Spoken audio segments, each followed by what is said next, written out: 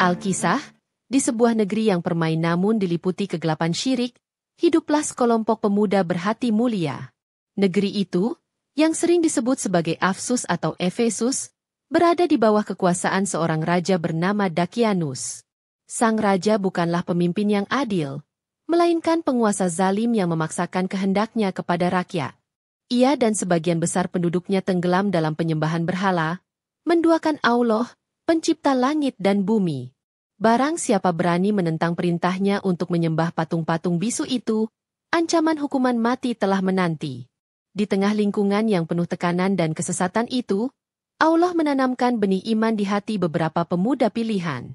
Mereka bukanlah pemuda biasa. Sebagian berasal dari kalangan bangsawan dan keluarga terpandang. Anugerah akal dan nurani membuat mereka resah melihat kesirikan yang merajalela. Secara diam-diam, hati mereka mengakui keesaan Allah dan menolak segala bentuk peribadatan kepada selainnya. Iman itu mereka jaga rapat-rapat, laksana permata berharga di tengah lumpur kebatilan. Kehidupan mereka sehari-hari diliputi kewaspadaan. Mereka harus berpura-pura mengikuti tradisi masyarakat agar tidak menimbulkan kecurigaan. Namun, dalam kesendirian atau ketika berkumpul sesama mereka, bibir mereka basah oleh zikir dan doa kepada Allah yang Maha Tunggal. Mereka saling menguatkan, berbagi keresahan, dan merindukan sebuah masa di mana mereka bisa beribadah dengan tenang tanpa rasa takut. Tekanan dari istana dan masyarakat terasa begitu berat. Namun cahaya iman di dada mereka terlalu terang untuk bisa dipadamkan oleh kegelapan syirik. Ketakutan terbesar mereka bukanlah kehilangan harta atau kedudukan, melainkan kehilangan iman yang baru saja mereka temukan. Mereka sadar betul konsekuensi jika keyakinan mereka terbongkar. Raja Dakianus dikenal tanpa ampun terhadap siapa saja yang dianggap menentang kekuasaan dan kepercayaannya. Setiap hari adalah perjuangan batin, antara menjaga keselamatan diri dan mempertahankan kebenaran yang telah meresap dalam jiwa mereka. Mereka terus berdoa, memohon petunjuk dan kekuatan dari Allah. Takdir Allah berjalan sesuai ketetapannya. Entah bagaimana caranya, kabar mengenai keyakinan tersembunyi para pemuda itu akhirnya sampai ke telinga Raja Dakianus. Murka sang raja membara mendengar ada warga, terlebih dari kalangan terpandang, yang berani menolak sesembahannya. Para pemuda itu pun segera dipanggil menghadap ke istana. Suasana tegang menyelimuti ruang singgasana saat mereka berdiri di hadapan penguasa lalim itu. Dengan tatapan mengintimidasi, Raja Dakianus menanyai mereka tentang iman mereka. Ia menawarkan pilihan yang mengerikan, kembali menyembah berhala seperti leluhur mereka dan akan mendapat ampunan serta kedudukan, atau tetap pada pendirian mereka dan bersiap menghadapi siksaan pedih hingga kematian. Namun, cahaya iman yang telah kokoh di hati para pemuda itu memberi mereka keberanian luar biasa. Dengan tutur kata yang sopan namun tegas, mereka menyatakan keyakinan mereka kepada Allah yang Maha Esa dan menolak untuk menyekutukannya. Jawaban para pemuda itu membuat Dakianus semakin geram. Namun, mungkin karena kedudukan keluarga mereka atau karena secercah keraguan, Raja memberi mereka tenggat waktu untuk berpikir ulang. Kesempatan ini tidak disia-siakan oleh para pemuda. Mereka sadar bahwa tinggal lebih lama di kota itu hanya akan membawa kebinasaan bagi iman dan jiwa mereka. Mereka berkumpul sekali lagi, bukan untuk mempertimbangkan tawaran raja, tetapi untuk memantapkan rencana hijrah, meninggalkan kampung halaman demi menyelamatkan akidah. Keputusan itu tidaklah mudah. Mereka harus meninggalkan keluarga tercinta, harta benda, dan segala kenyamanan hidup yang selama ini mereka nikmati. Namun, kecintaan mereka kepada Allah dan kerinduan akan ridhonya jauh lebih besar daripada ikatan duniawi. Dengan tekad bulat dan tawakal penuh kepada Allah, mereka menyusun rencana untuk melarikan diri secara diam-diam dari kota yang penuh kezaliman itu, mencari tempat di mana mereka bisa beribadah tanpa gangguan. Di bawah keremangan malam atau di saat yang dianggap aman, para pemuda itu menyelinap keluar dari gerbang kota. Langkah kaki mereka mantap, meski hati mungkin diliputi berbagai perasaan. Mereka berjalan tanpa tujuan pasti, hanya berharap Allah akan menunjukkan jalan dan tempat perlindungan yang aman. Mereka terus mendaki perbukitan, menjauhi keramaian kota, menuju daerah yang lebih terpencil dan sunyi. Setelah menempuh perjalanan yang melelahkan, pandangan mereka tertuju pada sebuah gua yang tersembunyi di lereng gunung. Mulut gua itu tampak cukup besar untuk menampung mereka, namun cukup tersembunyi dari pandangan orang yang lalu lalang. Dengan rasa syukur, mereka memutuskan untuk menjadikan gua itu sebagai tempat persembunyian sementara. Udara di dalam gua terasa sejuk dan tenang, memberikan sedikit kelegaan setelah perjalanan yang menegangkan. Tak disangka, seekor anjing yang entah sejak kapan mengikuti mereka, turut serta masuk ke dalam gua. Anjing ini tampak jinak dan setia. Alih-alih mengusirnya, para pemuda membiarkannya tinggal bersama mereka. Anjing itu kemudian mengambil posisi di dekat mulut gua, seolah berjaga, dengan kedua kaki depannya terjulur lurus, persis seperti yang digambarkan dalam firman Allah. Kehadiran anjing itu memberikan sedikit rasa aman dan persahabatan di tengah keterasingan mereka. Di dalam gua yang sunyi itu, para pemuda mengisi waktu mereka dengan berzikir, berdoa, dan saling mengingatkan tentang kebesaran Allah. Mereka menyerahkan sepenuhnya nasib mereka kepada Sang Pelindung sejati. Mereka tidak tahu apa yang akan terjadi selanjutnya. Berapa lama mereka harus bersembunyi di sana. Yang mereka tahu hanyalah bahwa mereka telah memilih jalan yang benar, jalan yang diridhoi Allah, dan mereka pasrah pada segala ketentuannya. Saat rasa lelah mulai menguasai tubuh para pemuda itu setelah perjalanan dan ketegangan yang mereka alami, Allah yang Maha Pengasih menurunkan rahmat-Nya dengan cara yang sungguh menakjubkan. Bukan sekadar tidur biasa untuk melepas penat, melainkan Allah menutup pendengaran mereka dan menidurkan mereka dalam tidur yang sangat lelap dan panjang.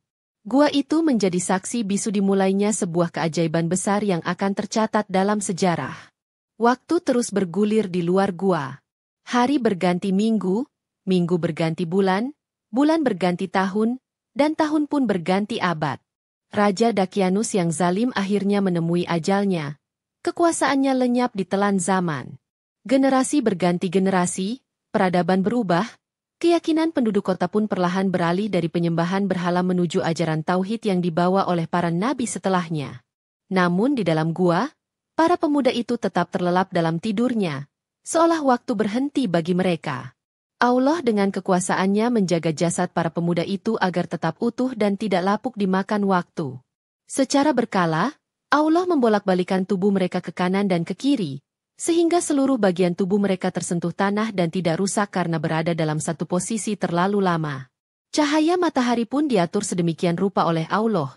Saat terbit ia condong ke kanan gua, dan saat terbenam ia condong ke kiri gua, sehingga sinarnya tidak langsung membakar kulit mereka namun tetap memberikan penerangan dan kehangatan yang cukup. Tidur ajaib itu berlangsung selama 300 tahun menurut perhitungan matahari, dan ditambah 9 tahun jika dihitung berdasarkan peredaran bulan, sehingga totalnya menjadi 309 tahun Kamariah. Sebuah rentang waktu yang sangat panjang bagi ukuran manusia, namun hanya sekejap dalam kuasa Allah.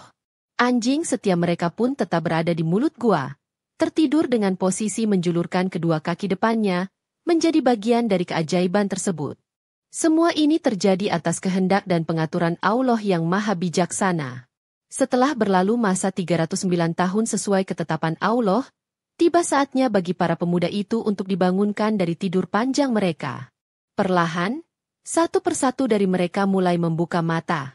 Awalnya terasa berat dan sedikit pening, seperti orang yang baru bangun dari tidur yang sangat nyenyak. Suasana gua masih sama seperti saat mereka pertama kali masuk.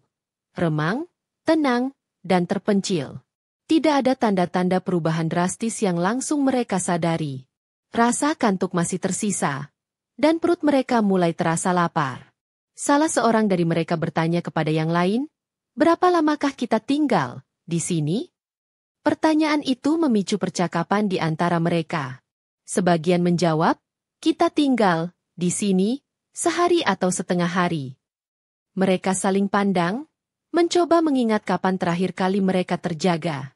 Perasaan mereka mengatakan bahwa waktu tidur itu tidaklah lama. Mungkin hanya semalaman atau beberapa jam saja. Ketidakpastian mengenai lamanya mereka tertidur membuat mereka sedikit bingung. Namun, rasa lapar yang semakin kuat mengalihkan perhatian mereka. Mereka menyadari bahwa persediaan makanan yang mungkin mereka bawa saat melarikan diri, jika ada, sudah pasti habis. Pikiran mereka tertuju pada kebutuhan mendesak untuk mendapatkan makanan agar bisa bertahan hidup di tempat persembunyian itu. Akhirnya, Mereka bersepakat untuk tidak terlalu memperdebatkan berapa lama mereka tertidur.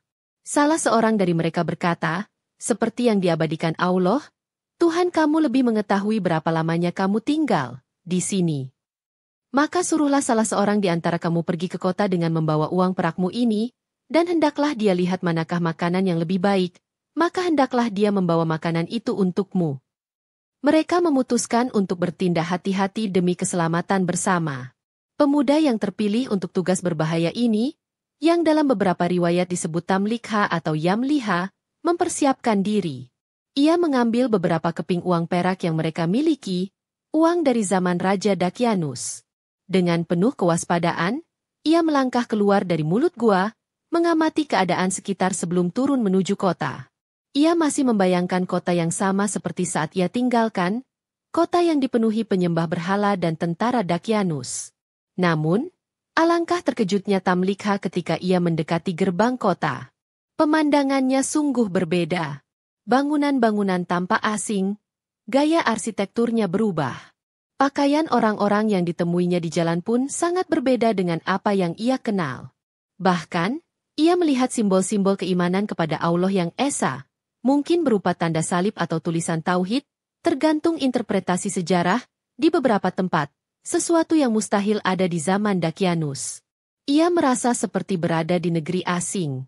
Dengan perasaan heran dan sedikit takut, Tamlikha memberanikan diri masuk lebih jauh ke dalam kota mencari penjual makanan. Ia berusaha menyamar, berjalan menunduk agar tidak menarik perhatian. Akhirnya, ia menemukan seorang penjual roti atau makanan lainnya. Dengan hati-hati, ia memilih makanan secukupnya dan menyerahkan sekeping uang perak kuno miliknya sebagai pembayaran. Saat itulah keanehan terjadi. Penjual makanan itu memandangi uang perak tersebut dengan tatapan tidak percaya. Ia membolak-balik kepingan uang itu, melihat gambar raja dan tulisan kuno di atasnya. "Dari mana kau dapatkan uang ini, wahai pemuda?" tanyanya curiga. "Apakah kau menemukan harta karun terpendam?" Tamlikha menjawab dengan jujur bahwa itu adalah uang miliknya. Namun, penjelasannya justru membuat orang-orang di sekitar semakin curiga dan mengerumuninya. Kericuhan kecil di pasar itu segera menarik perhatian petugas keamanan kota. Tamlikha dibawa menghadap pejabat setempat atau bahkan raja yang berkuasa saat itu. Di hadapan para pembesar, Tamlikha yang kebingungan dan ketakutan mencoba menjelaskan siapa dirinya.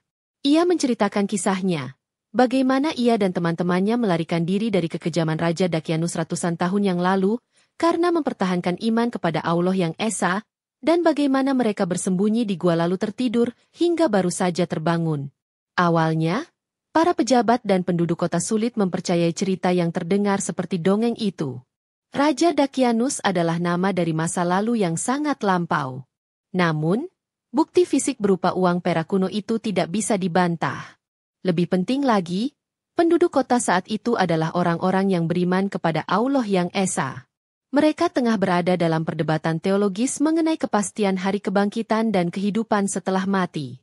Kisah Tamlikha datang sebagai jawaban dan bukti nyata kekuasaan Allah.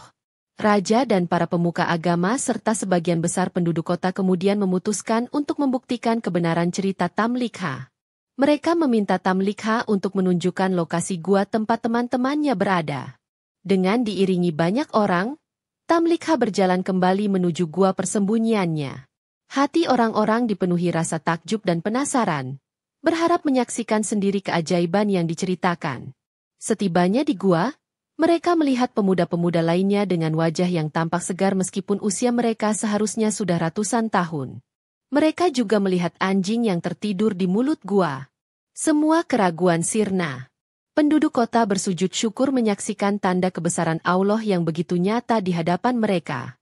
Kisah Ashabul Kahfi menjadi bukti tak terbantahkan akan kuasa Allah untuk menghidupkan kembali makhluknya setelah kematian, mengakhiri perdebatan tentang hari kebangkitan.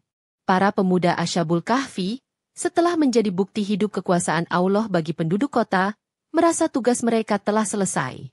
Mereka mungkin merasa asing dengan dunia yang telah begitu banyak berubah. Dengan kerendahan hati dan kepasrahan, mereka kembali masuk ke dalam gua. Tak lama kemudian, atas kehendak Allah, ruh mereka dicabut dengan tenang, mengakhiri perjalanan hidup mereka yang luar biasa di dunia ini. Mereka kembali kepada Sang Pencipta dalam keadaan diridau. Penduduk kota yang menyaksikan keajaiban itu diliputi rasa haru dan takjub. Mereka menyadari betapa besar anugerah yang baru saja mereka saksikan. Timbul perdebatan di antara mereka mengenai cara terbaik untuk mengenang peristiwa agung ini dan menghormati para pemuda mulia tersebut. Sebagian mengusulkan untuk membangun sebuah bangunan atau monumen di sekitar gua sebagai tanda peringatan. Sebagian lain, yang lebih kuat imannya, berpendapat bahwa lebih pantas jika didirikan sebuah masjid atau tempat ibadah di dekat gua itu, agar orang-orang senantiasa mengingat kekuasaan Allah setiap kali beribadah di sana. Al-Quran mengisyaratkan bahwa pendapat untuk membangun masjid itulah yang lebih dominan, atau akhirnya dilaksanakan. Gua dan kisah Ashabul Kahfi menjadi lambang abadi perjuangan mempertahankan iman, bukti kekuasaan Allah atas ruang dan waktu, serta peneguhan akan adanya hari kebangkitan. Kisah mereka terus diceritakan turun-temurun, menjadi sumber inspirasi dan pelajaran bagi umat manusia sepanjang zaman. Pelajaran moral. Kisah Ashabul Kahfi ini mengandung pelajaran yang sangat dalam. Ia menunjukkan kekuasaan Allah yang mutlak atas waktu, kehidupan, dan kematian, menguatkan keyakinan akan hari kebangkitan. Kisah ini juga mengajarkan tentang pentingnya keteguhan iman dalam menghadapi ujian dan penindasan, bahwa pertolongan Allah pasti datang bagi hambanya yang tulus dan berani mempertahankan akidah. Pengorbanan para pemuda ini demi keyakinan mereka menjadi inspirasi abadi tentang hijrah, meninggalkan keburukan, dan tawakal, berserah diri, sepenuhnya kepada Allah. Mereka memilih ridho Allah di atas kesenangan duniawi yang fana. Demikianlah kisah ini diceritakan, segala kebenaran detailnya kita kembalikan kepada Allah, Tuhan pemilik kisah kehidupan.